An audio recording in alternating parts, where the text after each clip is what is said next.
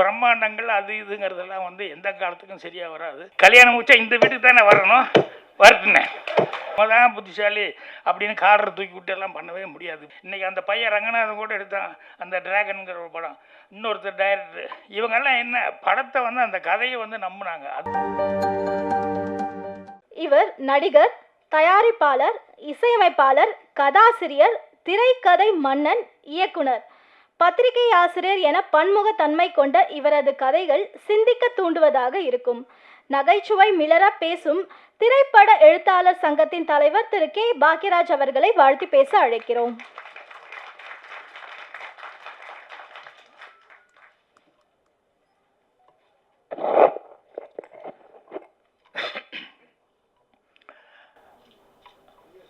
Modern கொடைவிழா திரைப்பட விழாவுக்கு வந்திருக்கிறோம்.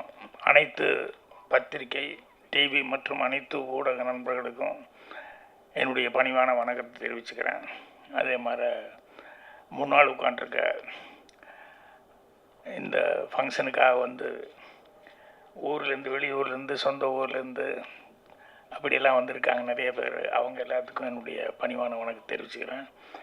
மேடையில் அமர்ந்திருக்கும் என்னுடைய மரியாதைக்குரிய திரையுலக பிறப்பங்கள் எல்லாமே இங்கே இருக்காங்க. அவங்களுக்கு என்னுடைய பணிவான வணக்கத்தை தெரிவிச்சுக்கிறேன். நன்றியிலிருந்து ஆரம்பித்தா கரெக்டாக இருக்கும்னு நினைக்கிறேன். ஏன்னா அது கடைசியில் மறந்துடக்கூடாது. அதனால் முதல்ல அதிலிருந்து ஆரம்பிச்சுக்கிறேன். முதல்ல ப்ரொடியூசர் உதயசூரியன் அவர்களுக்கு நன்றி சொல்லிக்கிறேன். என்னன்னா, ஏதோ கஷ்டப்பட்டு அங்கே இங்கேயும் சம்பாதிச்ச காசில் ஒரு புது ஆளை வச்சு அவருக்கு ஒரு சான்ஸ் கொடுத்து படம் எடுக்கலான்னு சொல்லி முடிவு பண்ணி வந்து இத்தனை பேர்த்துக்கு வேலையெல்லாம் கொடுத்துருக்காரு இல்லையா, அதுக்காக அவருக்கு நன்றி தெரிவிக்கும். அவர் கப்பலை வந்து பத்திரமா கரை சேர்த்துற மாதிரி திரைப்படத்துறைக்கு வந்த அவரை பத்திரமா கரை சேர்த்துன தங்கமணி டைரக்டர், அவருக்கு வந்து நன்றி தெரிவிச்சுக்கணும். அதே மாதிரி அவருக்கு உறுதுணையாக இருந்த எல்லா டெக்னீஷியன்ஸ், விபின்லேருந்து சின்ன ராசிலேருந்து எல்லாருமே, எல்லா டெக்னீஷியன்ஸும் அவ்வளோ இதாக இருந்திருக்காங்க. அவங்களுக்கு நன்றி தெரிவிச்சுக்கிறோம். அப்புறம் இந்த விழாவுக்கு நான் வர்றது காரணமாக இந்த என் ஆஃபீஸில் இருக்கிற தேவேந்திரன் தான் வந்து, தேவேந்திரன் அவ்வளோ சீக்கிரம் வரமாட்டாப்புல. ஏதாவது ஒன்றா சும்மா வந்து என்ன எப்படி இருக்கீங்கன்னு, இந்த படத்துக்கு பர்டிகுலராக வரணும் அப்படின்னு சொல்லிட்டு ரொம்ப அக்கறை எடுத்து தேவேந்திரன் வந்து இந்த படத்துக்காக வந்து கூப்பிட்டாப்புல. ஸோ தேவேந்திரனுக்கு நன்றி. அதுக்கப்புறமா வந்து ப்ரொடியூசர் எங்கிட்ட சொல்ல நேரடியாக சைடில் பேசிட்டு இருக்கும்போது கேட்டேன். அதாவது ஒரு நல்ல விஷயம் யார் செஞ்சாலும் அது எப்படி இருந்தாலும் வெளியே ஏதாவது ஒரு விதத்தில் வந்து சேரும்னு சொல்லுவாங்க இல்லையா, அந்த விதத்தில் ஒரு கவுன்சிலர் சின்ன துறையா ஷூட்டிங்கில் அவ்வளவு ஹெல்ப்ஃபுல்லாக இருந்தார் அப்படின்னு சொல்லிட்டு ப்ரொடியூசர் வந்து சொன்னார். ஸோ எந்த அளவுக்கு அவர் ப்ரொடியூசர் வந்து அவரை வந்து கூப்பிட்டு கௌரவிக்கும் போது அதை சொல்லிகிட்டு இருப்பாருங்கன்னு தெரிஞ்சுட்டேன். ஸோ அவருக்கும் மனமார்ந்த நன்றி தெரிவிச்சுக்கிறேன். அதுக்கப்புறம் நட்புக்காக முத்துக்குமார் அவர்கள் வந்து இங்கே எல்லாத்துக்குமே சால்வ் அனுப்பிச்சு நட்புக்காக அவர் இதை பண்ணார், அதுக்கு நன்றி தெரிவிச்சுக்கிறேன். அதுக்கப்புறமா தான் ஆடாவிட்டாலும் தன்னுடைய சதை ஆடுங்கிற மாதிரி சிவாய் சாருக்கு அவங்களுக்கு இப்படி ஒரு பேப்பரில் வந்துருச்சுன்னு சொன்னோன்னே உண்மையிலேயே உள்ளூர அழுகையோடு வந்து அதை ஒரு பெரிய மேட்ராக வந்து ரொம்ப ஃபீல் பண்ணி அதை வெளியே சொல்லிகிட்டு இருந்தார். அவர் விநியோகஸ்தர் தலைவர் அது இதுங்கிறதெல்லாம் எனக்கு என்னை பொறுத்த வரைக்கும் திரைப்படத்துறைக்கு எப்பவுமே ஒரு காவலாளி மாதிரி இருக்கார். அவர் எப்பவுமே சின்ன படங்கள், சின்ன தயாரிப்பாளர்கள் அவங்க நல்லா வரணும் அப்படிங்கிறதுல தான் ரொம்ப அக்கறை எடுத்துக்கிறாரு. என்னுடைய மரியாதைக்குரிய ராஜன் சார் அவர்கள், ஸோ அவர்களுக்கும் என்னுடைய மனமார்ந்த நன்றியும் தெரிவிச்சுக்கிறேன். அதுக்கப்புறம் இந்த படத்தில் எல்லா டெக்னீஷியனும் பாட்டு எழுதினவங்க எல்லாருமே வந்து ஒவ்வொருத்தரும் சிறப்பான முறையில் வந்து அவங்கவுங்க வேலைகளை செஞ்சுருக்காங்க. இல்லைன்னா 23 நாளில் வந்து எல்லாம் படம் முடிக்கிறதுங்கிறது சாதாரண விஷயம் இல்லை. ஸோ பாட்டை பற்றியெல்லாம் நம்ம மனோஜ்குமார் வந்து சில வரிகள் எல்லாம் கரெக்டாக பிடிச்சி வச்சு அதை வச்சு சொல்லிட்டு இருந்தார். அதே மாதிரி நானும் ஓப்பனிங் சாங்கு அதை ஒரு திருவிழா சாங்கை வந்து அவ்வளோ அழகாக வந்து அவர் கம்போஸ் பண்ணியிருந்தார். அதுக்கு அடுத்தது டூயட்டு ரொம்ப மெலடியாகவும் பண்ணியிருந்தார். ஸோ அவரும் செல்வமணி அவர்கள் நல்லா பாராட்டி பேசினார். அனிருத்தர் மாதிரியே இருக்கிறீங்க, அனிருத் மாதிரியே வரணும் அப்படின்னு சொல்லிட்டு. அப்புறம் ரொம்ப ரொம்ப அதாவது ஒருத்தர் பேசும்போது சொன்னார், மாடர்ன் காவல் தெய்வம் நாங்கள் வந்து ஏதோ கோர்ட் நீதிபதி தமிழ்மணி அவர்கள் பேசினார். அவர் வந்து கண்டிப்பாக இந்த படத்தை காப்பாற்றுவார். என்னை பொறுத்த வரைக்கும் மாடர்ன் இப்போவே நேரில் வந்து இந்த படத்தை வெளியிடுறதுக்கு காப்பாற்றிருக்காரு. அதுதான் முரளி அவர்கள். ஸோ அது ரொம்ப முக்கியம். சின்ன படம் எடுக்கிறது அப்படிங்கிறது பிரச்சனை இல்லை. சின்ன படம் எடுக்கும்போது இந்த படத்தை வந்து அவர் பார்த்துட்டு நான் ரிலீஸ் பண்ணுறேன் அப்படின்னு சொல்லும்போது படத்தினுடைய தரமும் எனக்கு தெரிந்தது. அதே நேரத்தில் வந்து சின்ன படத்தை ரிலீஸ் பண்ணுறதுக்கு நம்ம அவ்வளோ உதவி பண்ணணும் அப்படிங்கிறது அவருடைய அக்கறை எனக்கு புரிஞ்சது. அவரை இவருக்கு இன்ட்ரடியூஸ் பண்ணவர் பன்னீர் அவர்கள். அவருக்கும் என்னுடைய மனமார்ந்த நன்றியை வந்து தெரிவிச்சுக்கிறேன். ஸோ இந்த படத்தில் வந்து இவ்வளோ பேர் உழைப்பு அந்த 23 நாளில் வந்து படத்தை நல்லபடியாக முடிச்சிருக்காங்க. அப்படிங்கும்போது ரொம்ப ரொம்ப சந்தோஷமாக இருக்குது. உண்மையிலேயே இந்த படத்தினுடைய உழைப்பு 23 நாளில் இவர் முடித்தது மட்டும் இல்லாமல் அவர் பார்த்துட்டு முரளி அவர்கள் வந்து படம் எனக்கு பிடிச்சிருக்கு, கண்டிப்பாக நான் ரிலீஸ் பண்ணுறேன் அப்படின்னு சொல்லி இப்போ வர்ற 14க்கே ரிலீஸ்க்கு எல்லாமே ஏற்பாடு பண்ணியிருக்காருங்க போது படம் கண்டிப்பாக வெற்றி அடையும். இதில் வேலை செஞ்சவங்க எல்லாத்துக்குமே வந்து ஒரு நல்ல எதிர்காலம் இருக்கணும் அப்படின்னு சொல்லி இது பண்ணிக்கிறேன். கோகுல் அவர்கள் வந்து ஏதோ பேசுவார்னு நினச்சிக்கிட்டு இருந்தேன். சைலண்ட்டாக வந்து 2 வார்த்தையோட ஒரு ஹீரோ ஏதாவது பேசுவார்னு பார்த்தா ஒரு வேளை அப்பா இருக்கிற பயமா என்ன காரணத்தினாலும் தெரியல, ரொம்ப ரொம்ப சுருக்கமாக வந்து படத்துலையாவது பேசுறதுக்கு ஏதாவது வாய்ப்பு இருக்குன்னு பார்த்தா அதுலேயும் இது பண்ணால். ஆனால் அந்த பொண்ணு கூடவே இருந்து சிரிச்சு காப்பாற்றிருச்சு பாட்டில் எல்லாம். அவர் சிரிக்க வேண்டியதெல்லாம் சேர்த்து இந்த பொண்ணு அழகாக சிரிச்சு. அதான் அவர் சொன்னார், என்ஜாய்ங்கிற ஒரு படத்தில் முன்னாலேயே பண்ணியிருக்கு அப்படின்னு சொல்லி சொன்னார். உண்மையிலேயே ஒரு சிரிப்பு நல்லா என்ஜாய் பண்ணுற அளவுக்கு இருக்குமா, ரொம்ப சந்தோஷம். ஸோ இன்னொருத்தர் வந்து அவங்களும் புதுசாக நடிச்சிருக்காங்க, நீதாம்மா. அவங்கள பற்றியும் செல்வமணி மறக்காமல் குறிப்பிட்டார். அவங்களும் டான்ஸ் ஆடிருக்காங்க அப்படின்னு சொல்லி சொன்னார். ஸோ எல்லாருமே இந்த படத்தில் வந்து ஒவ்வொருத்தரும் எல்லாருமே கஷ்டப்பட்டு வேலை பார்த்துருக்காங்க.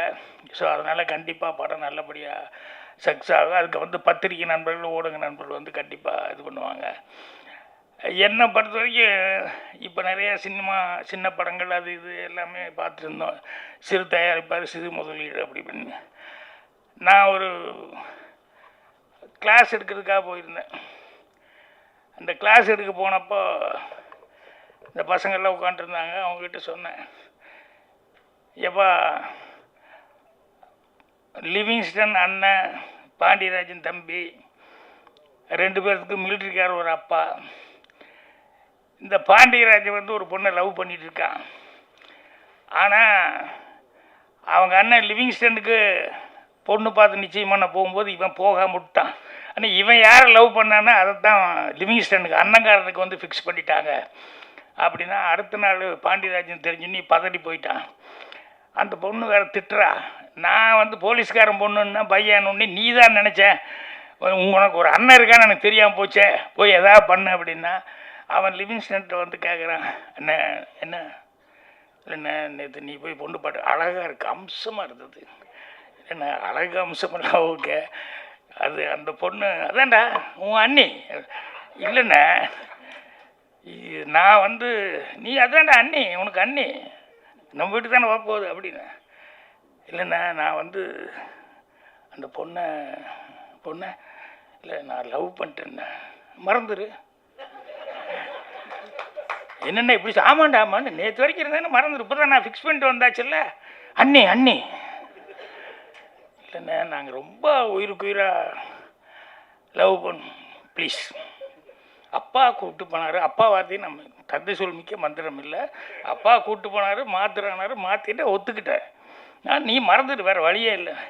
இல்லைண்ணா இல்லை சாரி என்ன இப்படி அவன் என்ன சொன்னாலும் லிவிங்ஸ்டன் வந்து இப்படியே சொல்லிட்டு இருந்தான். பாண்டியராஜனுக்கு பாவம் என்ன பண்ணுறதுன்னே தெரியல, அவன் திருத்துன்னு முழிச்சான் அப்படின்னு சொல்லும்போது கிளாஸில் ஒரு பையன் இருந்துச்சான். சார் பாண்டியராஜ் இப்படி சொன்னால் எப்படி இருக்குன்னு. எப்படின்னா, அண்ணே நான் இவ்வளோ சொல்லிட்டேன், ஆனால் நீ முடியாது, கல்யாணம் முடிச்சு தான் தருவேண்ணே. கல்யாணம் முடிச்சா இந்த வீட்டுக்கு தானே வரணும், வரட்டுண்ணே, அப்புறம் நீ பாருண்ணே அப்படின்னா. எனக்கு ஒரே ஷாக்கு. இந்த டைலாக் காட்டு லிவிங்ஸ்டன் இது வரைக்கும் இவ்வளோ தெனாவட்டா பேசினா, டேய் என்ன சொன்ன, இல்லை இந்த வீட்டுக்கு தானே வரட்டும் அப்புறம் பாரு அப்படின்னா. அதுக்கப்புறம் அவன் அப்படியே யோசிக்க ஆரம்பிச்சிட்டான்னு. இப்போ நான் என்னன்னா, இதை இது எனக்கு தோணவே இல்லை. இவன் கேட்குறான்னு சொல்லிட்டு இருந்தேன். அவன் முன்னால் உட்காந்துருந்த வந்துச்சு டக்குன்னு சொன்னான். இது எதுக்கு சொல்ல வந்தேன் அப்படின்னா, நம்ம சினிமா எடுக்கிற, நம்ம எழுதுறத விட, நம்ம எடுக்கிறவங்கள விட ஆடியன்ஸ் இப்போ பயங்கர புத்திசாலித்தனம் ஆகிட்டாங்க. அவங்க பயங்கர கெட்டிக்காரத்தனமாக இருந்துட்டு இருக்காங்க. அதனால் நம்ம தான் கொஞ்சம் யோசனை பண்ணி எடுக்கணும். நம்ம தான் புத்திசாலி அப்படின்னு காடரை தூக்கி விட்டு எல்லாம் பண்ணவே முடியாது. இப்போல்லாம் கஷ்டம். இப்போ எத்தனை கோடிகளை நீ போட்டாலும் ரப்பர் பந்து எப்படி போடிட்டு இருக்கு பாருங்க. அதே மாதிரி குடும்பஸ்தான ஒரு படம் அது எப்படி ஓடிட்டு இருக்கு பாருங்க. ஸோ அதனால் சிறு முதலீட்டு படங்கள், சின்ன படங்கள் அப்படிங்கிறது, ஸோ கோடிகள் இது பண்ணுறதுங்கிறது அல்ல. இன்றைக்கி வரைக்கும் சினிமாவில் நீங்கள் பார்த்துட்டீங்கன்னு சொன்னால், எனக்கு தெரிஞ்சு கல்யாண பரிசுன்னு ஒரு படம், அதில் சரோஜ் தேவியும் ஜெமினி கணேசனும் அவ்வளோ உயிருக்கு உயிராக லவ் பண்ணுவாங்க. அவ்வளோ உயிருக்கு உயிராக லவ் பண்ணும்போது திடீர்னு அவளுக்கு அக்கா இருக்கா விஜயகுமாரி, சரோஜ் தேவிக்கு. அவங்க அம்மா ஸ்தானத்துலேருந்து அவங்கள வளர்த்துனவங்க. ஒரு நாள் சரோஜ் தேவிக்கு தெரிய வருது, இல்லை அக்கா ஜெமினி கணேசனை ஒரு சைடாக லவ் பண்ணுறாங்க, அவங்க மேலே ரொம்ப பாசத்தை வளர்த்திக்கிட்டாங்க.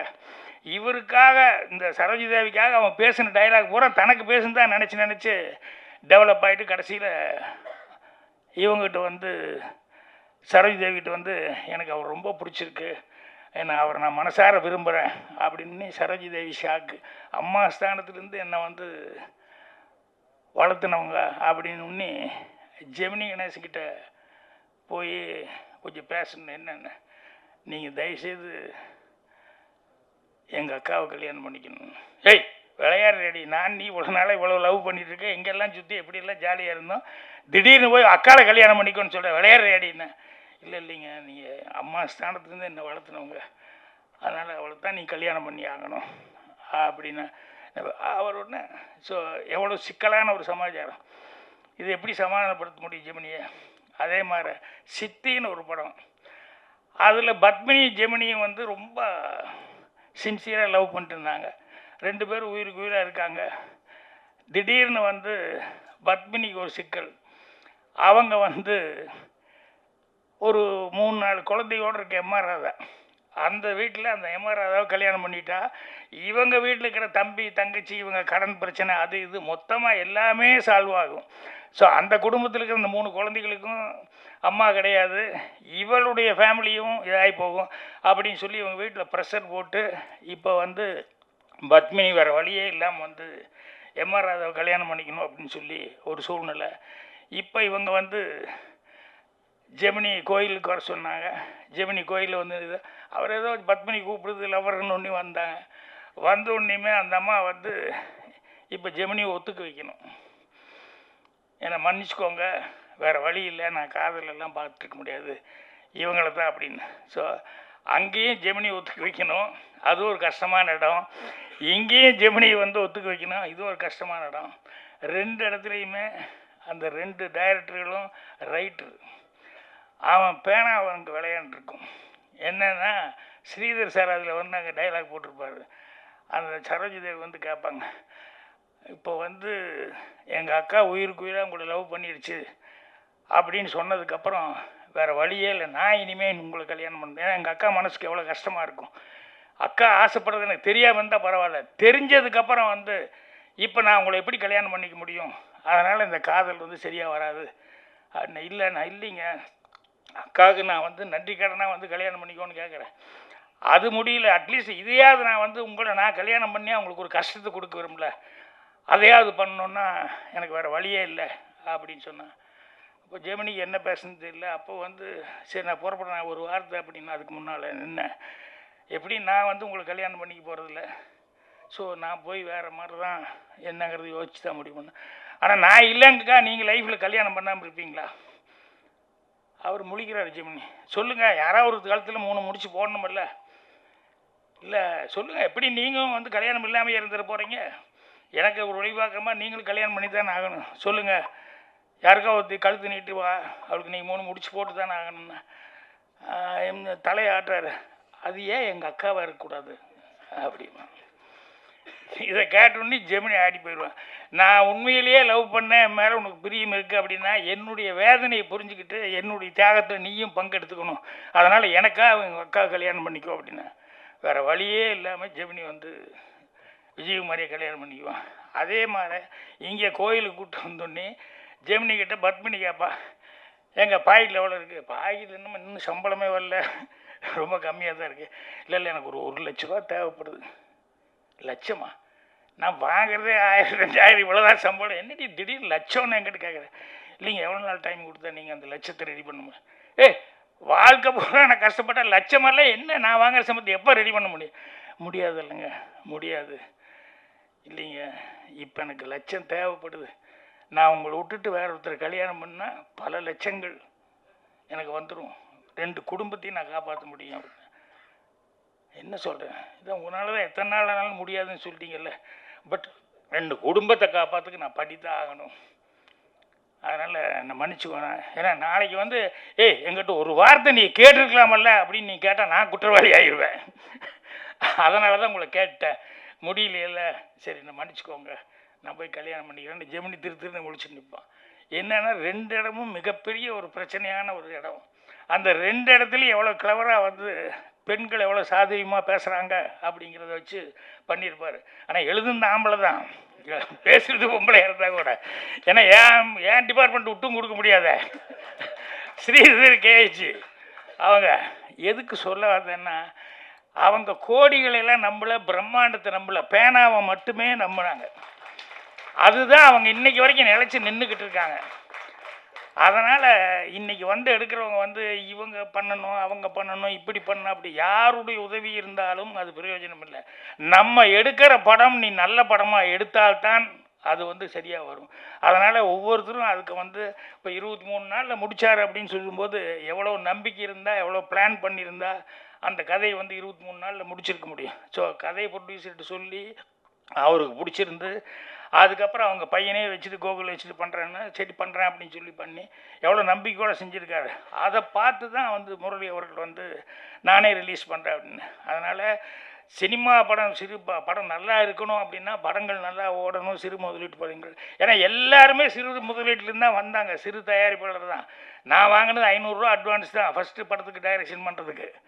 கடைசி ஆனால் அந்த ப்ரொடியூசர் வந்து தொடர்ந்து 3 படம் 4 படம் அவனுக்கு இதுங்களா அவருக்கு தான் எடுத்து கொடுத்தேன். நான் நிறைய படம் ஞானப்படம் வரைக்கும் எல்லாத்துக்குமே அவருக்கு எடுத்து கொடுத்தேன். செல்வமணி சொல்லுமா எனக்கு சிரிப்பாக இருந்தது, ப்ரொடியூசருக்கும் டைரக்டருக்கு எப்போவுமே கடைசியில் சண்டை வந்துடும், எனக்கு கூட வந்தது அப்படின்னாரு. அப்படி இல்லை, நான் வந்து வேலை பார்த்ததில் சரி பெரிய சண்டைகள் எங்கேயுமே வரல. இன்னும் சொல்ல போனால் தயாரிப்பாளர் சங்கத்தில் என்னென்னா இந்த ரைட்ஸு பிரச்சனையெல்லாம் பேசிகிட்டு இருக்கிறப்ப நாங்கள் அது இன்னும் முடிவே வரல. என்னுடைய முதல் படத்துலேயே வந்து எனக்கு படம் ரிலீஸ் ஆகிடுச்சு, மௌனுக்கு இதுங்கெல்லாம் வந்து லேபில் பிரிண்ட் ரெடி ஆகிட்டு இருக்கிறதுக்குள்ளேயே நிறைய பேர் பார்த்துட்டு லேபில் இருக்கிறவங்க மூலமாக சொல்லி எங்கிட்ட ரைட்ஸு வந்து கேட்குறதுக்காக வந்தாங்க. உடனே படம் வந்து ரிலீஸ் ஆச்சுன்னா அது பல சக்ஸஸுக்கும் போது எத்தனையோ லட்சங்களுக்கு போகும். ஆனால் ப்ரொடியூசர் பாக்யராஜ் இப்போவே கேட்குறாங்க, இப்போவே கொடுத்துடலாம் பாக்யராஜ், இப்போவே கொடுத்துடலாம் பாக்யராஜ்னு பயந்துக்கிட்டு அவர். ஏன்னா படம் ரிலீஸுக்கு முன்னாடியே 2 லட்சம் வருது, 3 லட்சம் வருதுன்னா கண்ணுக்கு தெரிஞ்ச லாபம் இல்லையா அப்படின்னு சொல்லி கேட்டார். அப்போவே நான் வந்து அந்த ப்ரொடியூசருக்கு 50% அவருக்கு நான் கொடுத்தேன். ஏன்னா கதை எழுதுன்னு நான் தான், என்கிட்ட வந்து கேட்டாங்க. ஆனால் தயாரிப்பாளர் அவருக்கும் ஒரு 50% இருக்கணும், அவரும் மறுபடியும் படம் எடுக்கணும். படத்தில் வருதோ இல்லையா அந்த 50% ரைட்ஸு நம்ம வந்து அவருக்காக நமக்கு காசு கொடுத்து 500 ரூபா அட்வான்ஸ் கொடுத்தா அந்த படத்தையே எடுத்தோம். ஸோ அதனால் அது அன்னையிலேருந்து எல்லா ப்ரொடியூசரோடையும் நான் 50% ரைட்ஸு அப்படிங்கிற மாதிரி தான் இது பண்ணிட்டுருக்கேன். ஆனால் எங்களுக்குள்ளே ஒரு சண்டை, என்ன ரைட்ஸே நீ கேட்கக்கூடாது அவங்களோட ஒரு பிரச்சனை போயிட்டுருக்கு. பட் பரவாயில்ல, செல்லுமணி சொன்ன மாதிரி ஸ்மூத்தாக பேசி எந்த பிரச்சனையுமே எல்லா ப்ராப்ளமுமே ஒரு சால்வேஷன் இல்லாமல் இருக்காது. கண்டிப்பாக வரும். இன்றைக்கி காலையில் கூட பேரரசு பேசும்போது சொல்கிறாப்புல, சார் நீங்கள் என்ன அந்த கார்டு வாங்கலையோ, எங்களை முதல்ல மதித்தா தானே கார்டு வாங்குறதுக்கு, எங்களை சம்பளமே பேசுறதுக்கு விட மாட்டேன்னா எப்படியா அப்படின்னு சொன்னேன். இல்லை நான் பேசிட்டு ஒரு லெட்டர் போட சொல்கிறேன் அப்படின்னாரு. ஸோ அது ஒரு பக்கம் நல்லபடியாக நடக்கும். இப்போ நான் சொன்னது தான் ரொம்ப முக்கியம். என்னென்னா, பேனாவை நம்பி கதையை நம்பி அதை ஒரு பொறுப்போடு செஞ்சோம் அப்படின்னு சொன்னோம்னா சின்ன முதலீடு கூட பெரிய ஏன்னா எத்தனை கோடிகளை சம்பாதிச்சு கொடுக்குது. இன்றைக்கி அந்த பையன் ரங்கநாதன் கூட எடுத்தான் அந்த டிராகனுங்கிற ஒரு படம், இன்னொருத்தர் டைரக்டர், இவங்கெல்லாம் என்ன படத்தை அந்த கதையை நம்பினாங்க. அதுதான். அதனால் அதை நம்பணுமோ ஒழிய பிரம்மாண்டங்கள் அது இதுங்கிறதெல்லாம் எந்த காலத்துக்கும் சரியாக வராது. அதனால் சின்ன படங்கள் தான் பின்னால் பெரிய படங்கள் ஆகுது. இந்த படம் மிகப்பெரிய படமாக சக்ஸஸ் ஆகணும் அப்படின்னு சொல்லிட்டு இந்த ப்ரொடியூசர் நிறைய கப்பல்களை அவர் சொந்தமாக வாங்கி ஓட்டணும். அதுக்கு தங்கபாண்டி மாதிரி டைரக்டர்களும் இந்த டெக்னீஷியன்ஸ் எல்லோரும் உதவியாக இருக்கணும்னு சொல்லி என்னுடைய மனமார்ந்த வாழ்த்துக்களை தெரிவிச்சுக்கிறேன். நன்றி, வணக்கம்.